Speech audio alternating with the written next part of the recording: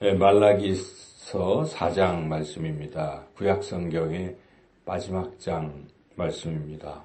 그래서 이 말라기서 4장은 비록 짧지만 구약성경 전체의 결론이라고 말할 수 있습니다. 또한 말라기서 전체의 또 결론이라고 말할 수 있는 매우 중요한 장이라 하겠습니다. 본문은 이제 1절에서 3절은 마지막의 심판이 어떤 것인지를 말씀하고 있습니다. 악인은 지푸라기처럼 다 불살라질 것이고 의인은 하나님을 경외하는 사람들은 송아지같이 기뻐하고 뛸 것이다. 그런 대조적인 것을 보여주는 말씀이죠. 그게 결론인 것입니다. 그래서 성경의 결론은 하나님을 믿는 사람들은 구원을 받고 하나님을 믿지 않는 사람들은 심판을 받는다. 그것이 성경의 결론입니다. 그리고 그러므로 이제 4절에서 6절은 어떻게 해야 되겠는가? 이런 심판 앞에서 어떻게 반응을 해야 되겠는가? 그것은 한마디로 하나님 말씀을 순종하고 먼저는 하나님께로 돌이키고 회개하고 그리고 하나님 말씀을 믿고 순종하는 그것이다. 이걸 말하고 있는 거죠.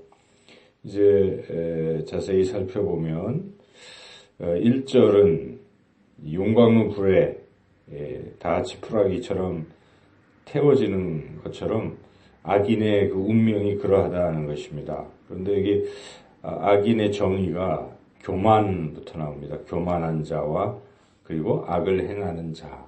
교만하다는 것은 하나님 앞에서의 교만함을 말하겠죠. 하나님은 없다라든지 또 하나님을 원망하거나 또 하나님을 불평하고 하는 이런 대적하는, 더 심지어는 하나님을 대적하는 이러한 사람들을 교만한 자라 할 수 있겠습니다. 하나님을 믿지 않는 그런 사람들입니다. 이런 사람들은 그러한 최후의 심판을 맞게 될 것이다. 그런 말씀이죠.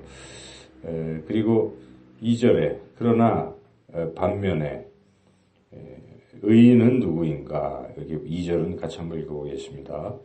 내 이름을 경외하는 너희에게는 공의로운 해가 떠올라서 치료하는 광선을 비추리니 너희가 나가서 외양간에서 나온 송아지같이 뛰리라. 내 이름을 경외하는 너희. 그러니까 하나님을 경외하는 것. 구약에서는 이게 결론인 것이죠. 하나님을 경외하는 삶. 경외한다는 것은 하나님을 높이고 또 하나님 앞에서 겸손히 또 하나님을 두려워하는 그러한 부분이라 하겠습니다. 하나님 말씀을 순종하고 하나님을 사랑하고 하는 것도 다 여기에 포함된다고 볼 수 있겠습니다. 그런 사람들은 하나님께서 외양간에 다 치유해 주시고 외양간에 나온 송아지같이 즐거워하게 할 것이고 또한 3절에 보면 악인들의 그동안 핍박을 받고 눌려 지내고 또 이렇게 억울한 삶을 살았던 의인들이 이제 악인들을 밟을 것이다. 그래서 그 모든 악인의 형통을 부러워할 필요가 없게 될 것이다. 그런 말씀이죠. 이것이 이제 구약의 결론이고 또한 말라기서의 결론이라고 볼 수 있겠습니다. 그리고 이제 4절부터 6절까지 보면 먼저 4절에 보면 율례와 법도를 기억하라 이렇게 되어 있는데 기억하라는 것은 단순히 기억만 하는 것이 아니라 그것을 지키라까지 포함되어 있습니다. 원래 뜻이. 그래서 한마디로 하나님 말씀을 순종하라 이런 뜻입니다. 여기에 호렙산은 신의 산을 가리키는 것이고 그러니까 10계명을 지금 중심으로 하나님의 율법 전체를 말한다고 볼 수 있겠습니다. 그러니까 하나님의 말씀을 지켜라, 순종하라 이렇게 하나님께서 촉구하시는 것이죠. 그렇게 순종해야 될 이유가 이제 심판이 임하기 때문에 그렇다. 5절에 보라 여호와의 크고 두려운 날이 이르기 전에 그래서 심판이 온다 이런 얘기죠. 그런데 이 마지막 부분은 약속을 또한 포함하고 있습니다. 심판이라는 얘기가 중심이라기보다는 구원해 하시겠다는 게 더 핵심이겠죠. 하나님이 이렇게 경고의 말씀을 하시는 것은 반드시 구원하시려고 그들이 돌이키기를 원해서 하시는 말씀이죠. 그래서 하나님께서 이 이스라엘 인류를 구원하시기 위해서 이제 하실 일을 약속하시는 것입니다. 그것은 약속하신 메시아 그리스도 예수님을 이 땅에 보내시겠다 하는 그런 약속이죠. 그래서 여기에 5절 읽어보겠습니다. 보라 여호와의 크고 두려운 날이 이르기 전에 내가 선지자 엘리야를 너희에게 보내리니. 엘리야. 근데 그 엘리야가 바로 세례 요한인 것이죠. 그래서 이 신약 성경이 시작할 때 누가복음 같은 경우는 이제 세례 요한의 출생부터 이야기를 하죠. 그래서 세례 요한이 곧 엘리야다. 이것은 누가복음에 보면은 엘리야의 세례 요한의 아버지인 사가랴가 이 태어날 아이가 엘리야의 심정과 심령과 그것을 지녔다 이렇게 예언을 듣지 않습니까? 천사에. 그래서 그러한 엘리야임을 이제 암시적으로 알 수 있고 또한 실제적으로 세례 요한의 모습이 약대 털옷을 입고 또 메뚜기와 꿀 석청을 먹었더라. 이 부분이 엘리야와 똑같습니다. 그리고 엘리야도 주로 이렇게 광야 이런 데서 활동을 많이 했죠. 숨어 지내고 그와 같이 세례 요한도 광야에서 외치는 자로서 광야에 거주했고 이런 부분도 같습니다. 또 털이 많고 이제 이런 부분들. 그런데 결정적인 것은 우리 예수님께서 사람들이 엘리야가 와도 박해만 하고 받아들이지 않았다. 이 구약 말라기 말씀 인용하시는 것이요. 그 와도 않았다. 그가 바로 세례 요한이다라고 직접 예수님이 말씀하셨기 때문에 우리는 세례 요한이 엘리야다. 약속된 그 엘리야가 다시 오는 것이다라는 것을 또한 깨달을 수가 있습니다. 그래서 하나님께서 이 세례 요한을 보내시겠다 약속하시는데 그 세례 요한이 하는 역할이 무엇이냐? 물론 주의 길을 예비하고 하는 그런 것은 이미 3장에 나와 있었죠. 3장에 나와 있었는데 이 4장 마지막 6절에서는 그 세례 요한이 하는 일이 무엇인가?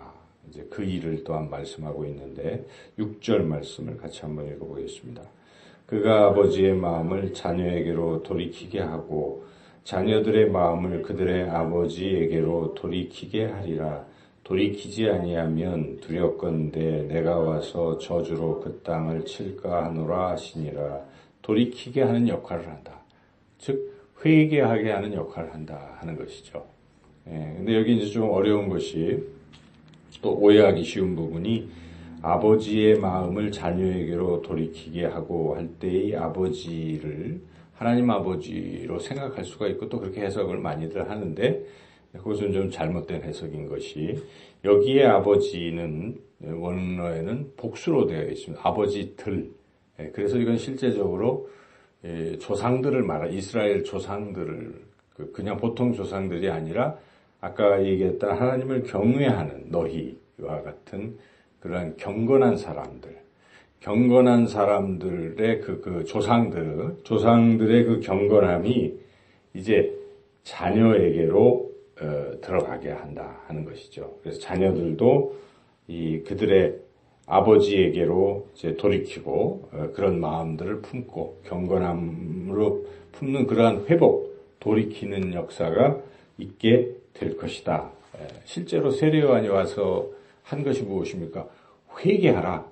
그가 촉구하는 것은 회개하라. 회개의 뜻은 돌이키라는 것이죠. 그래서 세례 요한은 회개를 촉구했습니다. 그래서 회개하지 않는 이들을 향해서 독사의 자식들이라고 아주 준엄하게 꾸짖기도 하고 그렇게 말하지 않았습니까? 그래서 그 바로 세례요한의 회개를 촉구하는 그 부분을 이제 구약의 마지막 장이 말씀하고 있다. 마지막 절이 말씀하고 있다는 것은 굉장히 큰 의미가 있습니다. 그리고 회개하지 아니하면 저주가 임할 것이다라고 이 저주에 우리가 초점을 맞춘다기보다 회개하게 하시기 위한 말씀입니다. 그래서 이 신앙생활에 있어서 회개의 부분은 너무도 중요한 것입니다. 회개가 없이는 구원이 없습니다.